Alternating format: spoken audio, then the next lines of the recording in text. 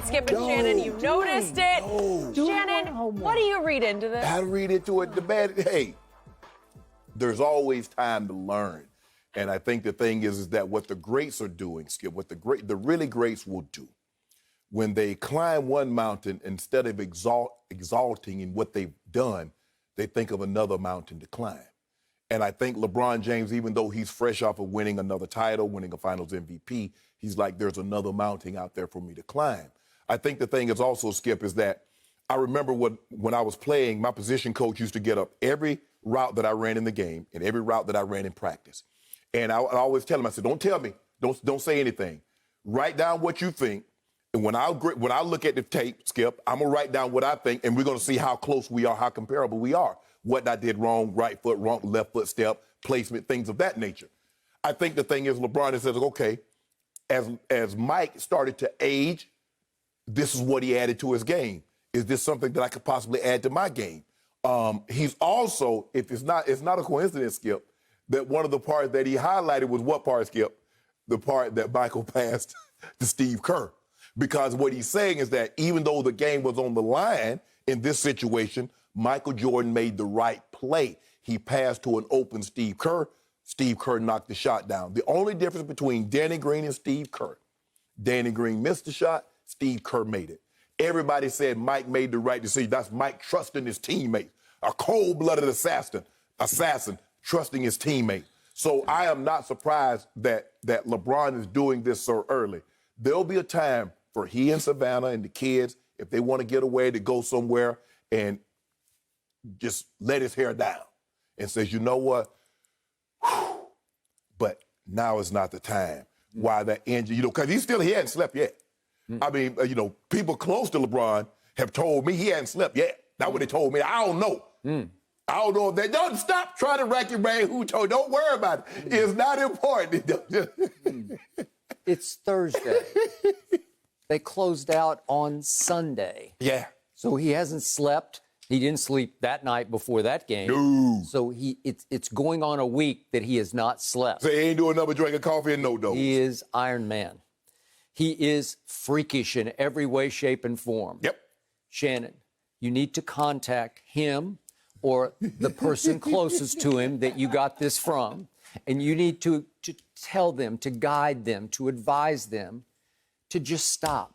Stop what? Just take Savannah and the kids to Cancun or Bora Bora. I don't know where they want to go. We're going to the Maldives. Go to the Maldives and stay there for 2 weeks and don't take your phone and don't take your social media person with you because it's enough. What's enough? You're just what digging, we do? You're digging your hole deeper and deeper and deeper. What did we do?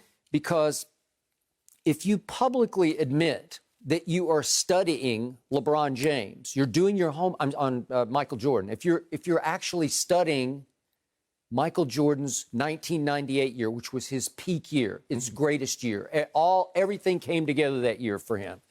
Then you are admitting publicly. Oh, you think that was Michael's greatest year? 1998 was his greatest season. All around. Yeah, it was. Defense, offense. I don't know about that one, Skip. Ingenuity, creativity, experience, seeing it before it happened. That was when he was at his peak. Better than 96? Yeah, absolutely better. He just got better. He got stronger and stronger, thanks to the great Tim Grover, and he was at his peak. Okay. He hit the shot of shots, the walk-off shot over Brian Russell. If we could just see that, just to remind everybody. We don't need to see it. We need to see it. I love to see this. It just makes me so happy. Oh, wait, he stole the ball from Karl Malone. He stole the ball and initiated the final play. Dennis Rodman, bicycle built for two. And then a little push off, but that's how the game was played. And then he just ripped it as clean as you can rip it and held the pose. And you can't see it in this shot, but poor Scottie Pippen is over on the wing saying, I'm open. And he was wide open. He was Danny Green open for a three.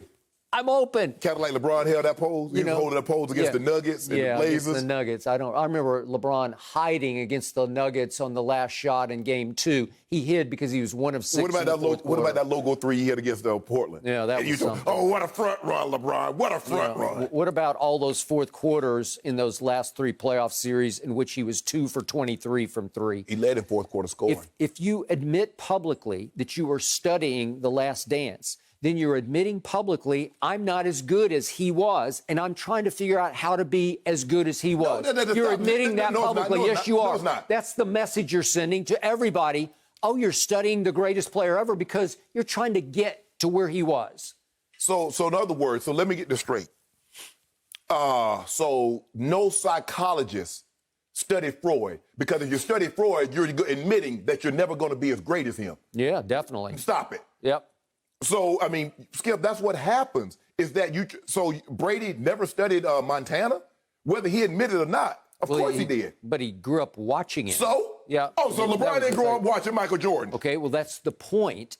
This is his favorite player, and you're still so in awe that you're trying to figure out how to be better. But the point is, you can't watch video, you can't watch a documentary and figure out how to hit that walk-off shot we just saw.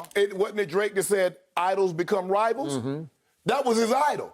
But now he's a rival, and we're about to surpass him. So in my estimation, I think you just admitted. You just had a Freudian slip, speaking of Sigmund Freud. In my estimation, we've already shot past him. But in your mind, in some people's mind, there's nothing he can do. But there are some people that the jury is still out, that he can do some things. Another title, another Here's finals the problem MVP. with this post. What?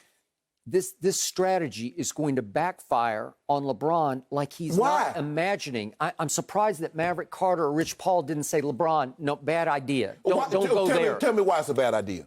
Because you are sending a subliminal message to your billions of blind witnesses out there who actually believe you're better now than Jordan ever was. You're saying, hey, if you didn't watch this, you should study it too. And if they do, they're going to have the reaction that every kid had watching the 10 episodes of The Last Dance. They're going to sit back and say, my God, I had no idea. But the truth is, that guy I'm watching in the documentary is way better than my man LeBron. Not when they just watch what they just watched in 6 games. Against the Miami Heat. Yeah. Oh, their NBA team? The Miami Heat. If it's so easy, why weren't the Clippers there? If they watch the Last Dance documentary, they're going to realize that's the last dance for LeBron James, because there's no way that Jordan ever played anything near as easy as the Miami Heat in any of his finals, and especially in any of his Eastern Conference playoff series. Stop it. You keep on talking about how tough it was. You can't say because an era was physical that the guys were also necessarily talented. The guys playing today are more talented. They can shoot better. They're more skilled. That's fact. So after the closeout game the other night, LeBron said something that I appreciated. He had a very objective response to a Jordan question. That's for you guys to decide, right? You guys decide that. I've decided. Oh, so now he's posting about, I'm back in the lab, I'm doing my homework, I'm watching the greatest player who ever played, trying to figure out how to be better than him. And remember, he did admit that he was carefully watching the documentary as it aired because we were all stuck at home in the quarantine and the pandemic. Right. So there was one tweet, if we could see this one. He says, watching episode 4, so he was all over it.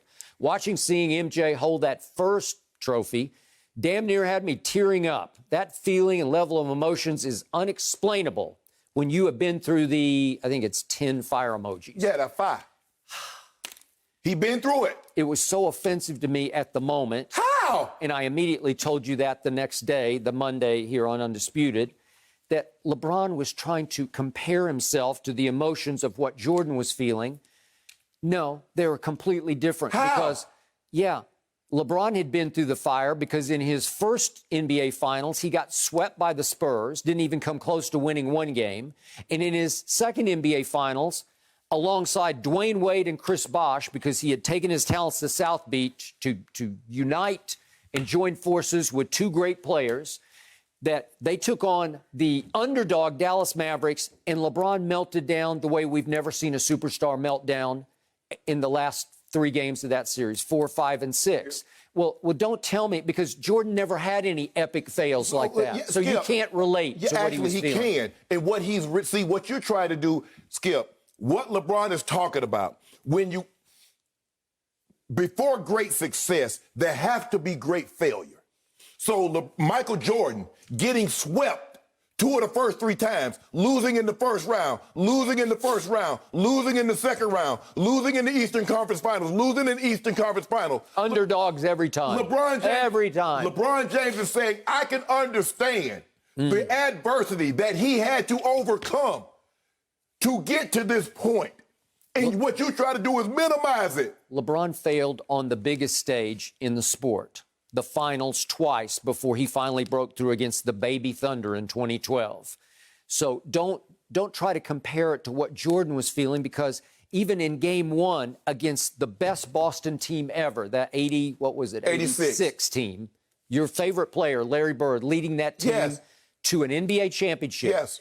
Game 1 at Boston Garden, it went to overtime, and Jordan scored 63 points. And after the game, Larry Bird referred to him as God disguised as Michael Jordan. But you didn't tell the people what happened in overtime. That Michael Jordan missed a wide-open shot that would have won the game. The most clutch guy in the world. You mean to tell me Michael Jordan missed a shot? He missed a few. Okay, and then. he made a whole bunch of them. Not in the playoffs. He didn't make more than that guy to the left. That's factual. The guy who's played, how many more is it? Like 60 more playoff games than Jordan has? Skip, all I'm saying is see what you did, Skip. LeBron said, guys, I understand what Mike is feeling. Is that because when you finally achieve a level of that level of success, after all the time that you've been knocked down, man, the emotions is what AD was feeling. AD's on the sideline crying because as a #1 overall pick in New Orleans and to finally like, I'm a champion. That's something you can never, ever take away from me. I'm a champion. So LeBron absolutely knows what Michael was feeling. So for all the kids out there who watch LeBron going back into his lab to study Michael Jordan, just understand this. You cannot teach, you cannot learn killer instinct. You either are born with it or you're not. You have it or you don't. Jordan had it all time. LeBron that's not his gift. As Mike Malone said after 5 years of being an assistant coach in Cleveland with LeBron, he said, LeBron just doesn't have Jordan's killer mentality. Well, he just doesn't. LeBron's a nice guy. He can be a benign bully. He can just freight train to the basket and just overpower teams like the Heat, who have a 6'9" starting center. Tell me. LeBron James overpowered everybody. That's why he averages over 27 points a game for a career. So who hasn't he bullied? Boy, I'd like to have seen him to try to go through those Eastern Conference playoffs back in the day. Well, they played some football. I would like to see it be a three-point shooting league. And Jordan, with his 32% shooting self from the three-point line, I would have liked to see that. You mean this guy? Remember that against Portland? Hold up. Game 1? Did you just see what I don't know. I just made another one. What did he make, 7? Did you see my guy in Game 5? Yep. In the finals? He made 6 out of 9. Okay, then. It was a rare hot night. Rare. It was a rare hot night for Jordan. You make it seem like he was Reggie Miller from the three-point line. He was not. As you well know, nobody really cared about the three-point line in those days. Nobody. It wasn't emphasized. Reggie Miller cared. Yeah. Reggie Miller cared about it. He did. I told you that Pacer team, that was a hellacious test. Skip, they were physical. They weren't talented. They weren't the most talented team. Chris Mullin, Mark Jackson, Reggie. Okay, I don't know. Okay, let's see. Kevin Durant, Steph Curry, Klay Thompson, Draymond Green. Okay, let's see here. Tony Parker, Manu Ginobili, what's the big? Tim Duncan, Kawhi Leonard. Yep. Okay, let me see. Ray Allen, Paul Pierce, Kevin Garnett, Rajon Rondo. Okay, now which one of those teams the Indiana Pacers more talented than? Then let's see. We got Dwayne Wade, Chris Bosh, Ray Allen, and LeBron James. Oh, that's interesting. Yeah. So he joined forces with that. But you didn't say anything about Larry Bird, Robert Parrish, Kevin McHale, Dennis Johnson, and Big Bill Walton coming off the bench. You didn't mention anything. Okay, let's see. Magic, Kareem, James Worthy, Bob McAdoo, Jamal Will. Oh, you didn't mention anything about that. So is that what we're going to do? Because they've always been super teams. What do you think the Celtics were in the 50s and 60s? With Bill Russell, Bob Cousy, Casey Jones, Sam Jones, Tom Heinsohn. Come on, Skip, you know this. Don't do this. Don't make it seem like LeBron James is the first one to join a super team. They were always super teams. I just want to publicly thank LeBron James for publicly admitting he's just not as good as Michael Jordan. Better than. And he's got to go back in the lab and try to figure out how to surpass him. It's impossible. Skip. You can't teach guts. Skip. In racing, I know you're not the biggest race car, but in racing, even when you win, you come in, you have your designers, and they try to get the car, try to get it sleeker, and they try to get the car to even more efficient while generating more horsepower. Even though you win the cup. Even though you win the cup. That's why Richard Petty won 7. That's why he retired now. The 48 car, the Lowe's car, Jimmy Johnson. He retired, but he tried to get better and better every year. My guy, Jeff Gordon, the 24 DuPont car, he tried to get better and better. Even though he just won $1, he tried to get better and better.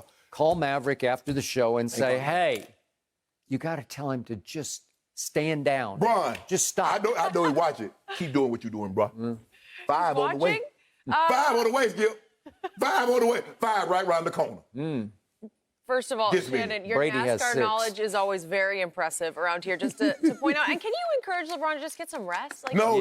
Get some rest. He doesn't need to be doing homework No right rest now. for the weary. The wicked. Thank you for watching. You can subscribe here to get the latest from the show, and be sure to check out more of the best clips from Undisputed, or go watch a few other segments from our other shows on FS1.